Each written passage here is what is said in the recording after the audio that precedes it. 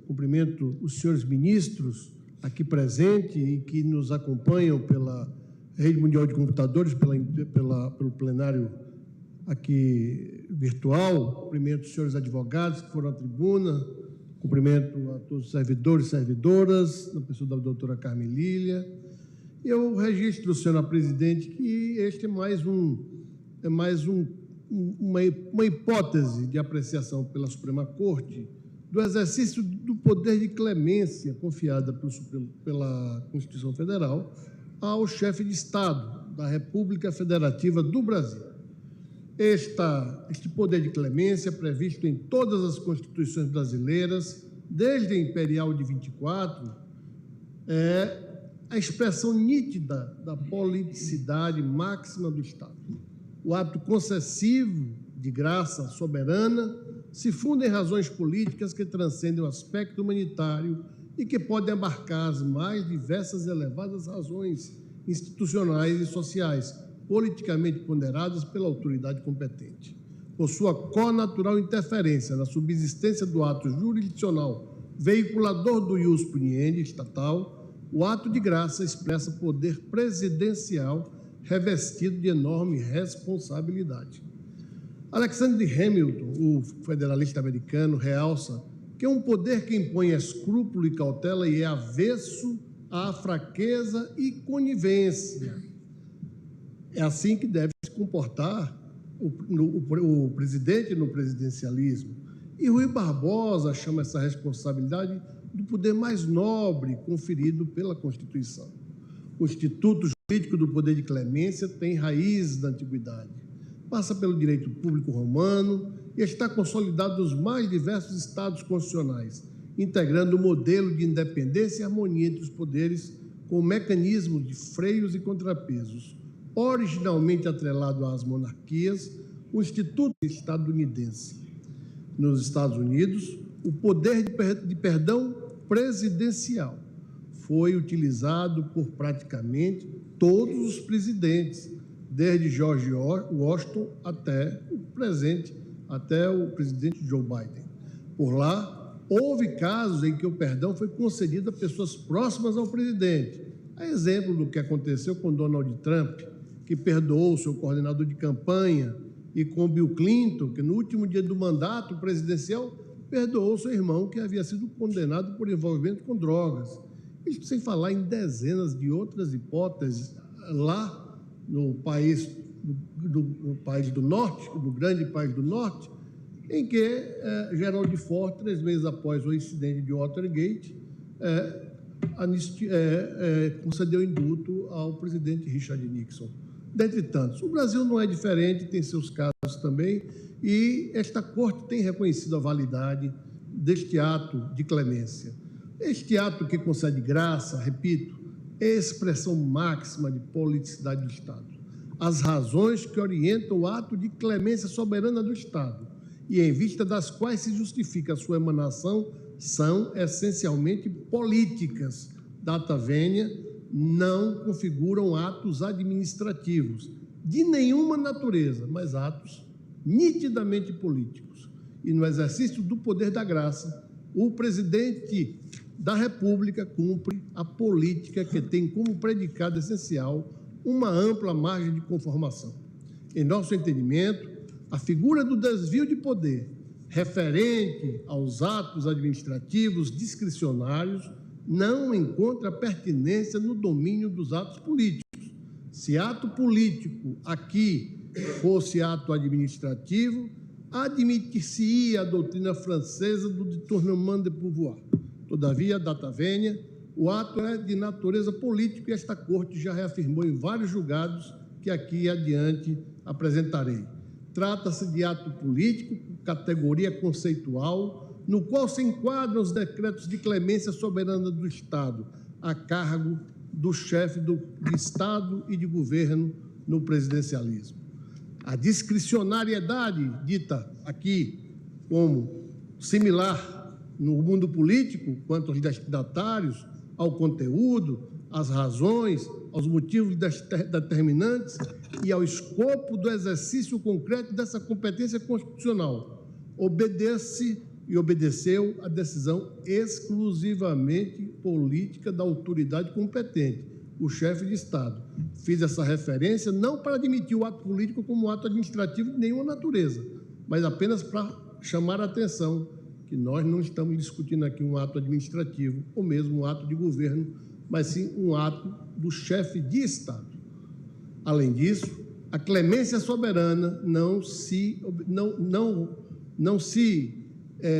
contrariou a regulamentação legislativa e aceitou balizamentos judiciais, pois constitui, pela sua eficácia paralisante de efeitos próprios de réu criminal, um contrapeso aos eventuais excessos a que se refere Carlos Maximiliano em seus comentários doutrinários à Constituição Brasileira de 1891. O ato de indultar materializa um poder constitucional exclusivo do chefe de Estado, sujeito a uma ampla margem de avaliação política, o qual, porém, não é imune à autoridade do Poder Judiciário. O Poder Judiciário, nesse domínio, não opera como outro juízo político paralelo e alternativo ao presidente da República, senão, em outras palavras, não ingressando no mérito do ato político, sindicando-lhe a admissão e a oportunidade, mas apenas verificando as questões de forma e competência, bem como da observância dos limites materiais constitucionalmente estabelecidos. Conforme Zagrebelsky, o corolário institucional da potestade de clemência como instrumento político é a insubsistência de restrições legais ao seu exercício, tanto no tocante ao se quanto em relação ao quando. O caráter, de certo modo, arbitrário da graça nesses casos é a consequência direta da imprevisibilidade das circunstâncias em que essa há de ser empregada, o que justificaria, além disso, a inexistência de procedimentos preparatórios à emanação do ato em sede política, ou pelo menos a sua não vinculatividade ao comportamento dos órgãos investidos da potestade de clemência. Digo mais, o caráter político da graça, no sobredito sentido, explica a competência atribuída aos órgãos políticos. Embora consista em ato de natureza política, o decreto de indulto ou de graça, ainda assim encontra limites dentro do sistema constitucional e submetidos à jurisdição dessa Suprema Corte. Na Constituição de 1891, por exemplo, a competência do presidente para indultar e comutar as penas não abrangia os crimes de responsabilidade, cujo poder for atribuído ao Congresso Nacional. Na Constituição de 88, o único limite material expressamente estabelecido pelo Constituinte quanto ao poder de graça é a vedação de sua emanação em hipóteses de crimes de tortura, tráfico ilícito de entorpecentes e drogas afins, terrorismo, os definidos como crimes hediondos, conforme previsão expressa no artigo 5º, inciso 43 da Lei Maior. Se presidente algum viesse a contemplar, com a graça, um condenado por quaisquer desses crimes, seria evidente a violação ao texto constitucional e o ato estaria sujeito à invalidação por essa egrégia Suprema Corte. Senhora presidente, senhora ministra Carmen Lúcia, senhores ministros, é evidente que todos nós repudiamos as condutas do condenado. É evidente que o Ministério Público acusou e obteve a condenação do réu nesses atos temerários e criminosos. É evidente que o Ministério Público, no exercício natural das suas atribuições, pretendia ver a execução da pena exaurida. Mas o Ministério Público, no Brasil, após 88, não se limita a uma instituição persecutória.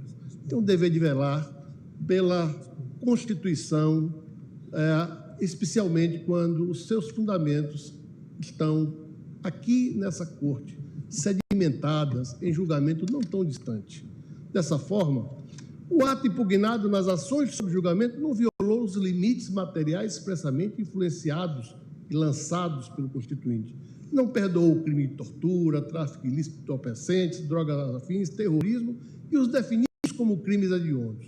Esse Supremo Tribunal Federal já decidiu não caber à lei restringir a competência do presidente da República para conceder indulto, medida cujo alcance pode ser total ou parcial, conforme se verifica do HC 81.565 de Santa Catarina, em que foi relator o ministro Sepúlveda Pertence, e o poder do exercício da graça, tal como assentado no julgamento do ADI 5.874 do Distrito Federal, pode se dar de modo legítimo, independentemente da existência de indício de estar transitado ou não em julgado.